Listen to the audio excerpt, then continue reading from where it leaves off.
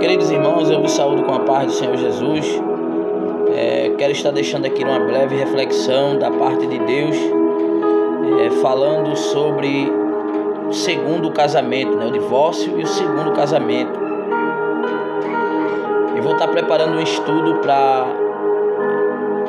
trazer e deixar salvo na live, fazer uma live ao vivo, falando sobre divórcio, sobre segundo casamento, mas eu vou estar deixando uma breve reflexão da parte de Deus. Romanos capítulo 7, e o primeiro diz assim: Não sabeis vós, irmãos, pois que falo aos que sabem a lei, que a lei tem domínio sobre o homem por todo o tempo que vive? Uma pergunta, verso 2: Porque a mulher que está sujeita ao marido, enquanto ele viver, está-lhe ligada pela lei, mas morto o marido, está livre da lei do marido, de sorte que, vivendo o marido, será chamada adúltera, se for doutro marido. Mas, morto o marido, livre está da lei, e assim não será adúltera, se for doutro marido. Amados irmãos, o assunto sobre casamento, sobre divórcio, ele é um assunto muito complexo, onde existem várias linhas de raciocínio. Uns acreditam que pode casar novamente depois que você assume um relacionamento, um casamento diante de Deus. Você se une a uma mulher e cumpre aquilo que tem lá no livro de Gênesis, no princípio, e os dois não será mais dois, mas uma só carne, os dois serão uma só carne. Muitos acreditam que, usando um versículo que tem lá no livro de Mateus, capítulo de número 19, verso 9, acreditam que Jesus está dando legalidade para o divórcio e um novo casamento. Muitos acreditam que, se o cônjuge abandonar, Paulo no capítulo 7 de 1 Coríntios, capítulo 7, ele está dando legalidade para um novo casamento. Mas se nós entendermos assim, irmãos, a própria palavra de Deus estaria cheia de contradição. Por quê? Porque se nós acreditarmos que Jesus estava dando legalidade para um divórcio e um novo casamento, o próprio Jesus estaria contradizendo o seu próprio ensinamento, e ele estaria destruindo um princípio estabelecido por Deus, pelo próprio Deus. E Jesus jamais faria isso. Eu vou trazer um estudo para trazer um conhecimento mais amplo. Mas o que eu estou querendo falar, com base em Romanos 7, verso 1, 2 e o 3, com base em 1 Coríntios capítulo 7, verso 39, é que o segundo casamento, ele só é válido diante de Deus só após a morte. Nada que aconteça na terra vai fazer com que a união que Deus selou se dissolva.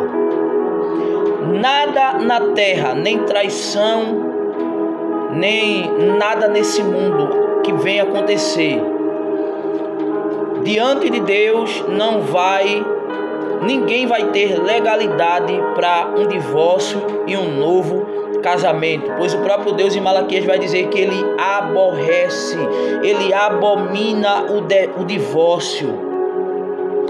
E Paulo aqui, ele vai tratar nas cartas aos Romanos, capítulo 7, ele vai dizer que a mulher, ela está sujeita à lei do marido enquanto ele estiver vivo. Isso é vice-versa, irmão. Ele usa a figura feminina aqui, mas isso também se enquadra para o homem. E ele disse que se o marido agora morre, aí agora a mulher tem direito a um novo casamento. Mas se o marido estiver vivo, o marido traiu, e agora o marido traiu ou a mulher traiu, e agora eu sou a parte inocente, eu quero divórcio, e agora eu quero me casar novamente, vocês vão estar na prática do adultério. E os adúlteros, eles não entram no reino de Deus. Paulo está dizendo aqui, irmãos, e se nós não atentarmos para essa palavra, se nós se sujeitarmos aos padrões do mundo que está invadindo, irmãos, a igreja, já existem pastores, presbíteros, diáconos que estão em segundo, terceiro, quarto casamento. Isso é um assunto vasto, irmão, que isso desde a época de Jesus já existia esse assunto, irmão. E até o arrebatamento da igreja ainda não vão chegar a um bom senso sobre esse assunto. Cada um que estuda a palavra de Deus, cada um que medita nas escrituras, ele tem que aprender através do Espírito Santo a ter uma linha de raciocínio e ficar naquilo que aprendeu. Pois Paulo vai dizer aqui: de sorte que vivendo o marido, se o marido estiver vivo, não, mas ele me traiu, mas ele está dizendo aqui, não, mas se ele estiver vivo e você casar de novo, você vai ser chamada de adúltera, se for de outro marido. Isso aqui é claro, irmão. Se nós pegarmos Mateus 19:9 e acreditarmos que Jesus está dando legalidade para um novo casamento, nós vamos estar cometendo um erro. Esse erro é grave. Muitos estão dentro da igreja, estão na prática do adultério. Está pregando, está no coral, está pastoreando, mas está na prática do adultério, porque está no segundo, no terceiro casamento, porque não deu certo, porque me traiu, porque isso, porque aquilo, porque isso, porque aquilo. Mas Paulo diz aqui: de sorte que se vivendo o marido ou vivendo a mulher, tanto faz, será chamada adúltera se for de outro marido. Nós não temos como anular isso. O que pode acontecer, sabe o que é, irmãos? É uma separação de corpos, se caso acontecer, porque muitos alegam: não, se tiver havendo um espancamento, se houver traição, se houver isso, ameaça de morte, pode haver sim, irmão, e Paulo dá essa legalidade, uma separação de corpos. Se nós lermos 1 Coríntios capítulo 7, verso 9, veja o que é que diz: mas se não podem conter-se, casem-se, porque é melhor casar do que abrasar-se. Aí ele diz assim, todavia, verso 10, capítulo 7, 1 Coríntios, verso 10: todavia aos casados mando, não eu, mas o Senhor. Quem está mandando não é Paulo, é Deus, que a mulher se não aparte do marido. Isso aqui vai falar de uma separação de corpos, por algum motivo.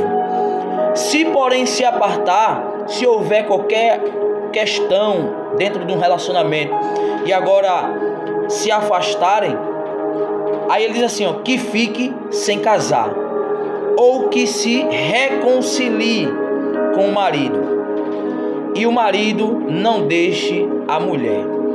Paulo estava dizendo aqui, em outras palavras, se houver qualquer coisa dentro do relacionamento, ao ponto de agora vocês ter que separar corporalmente, não casem novamente.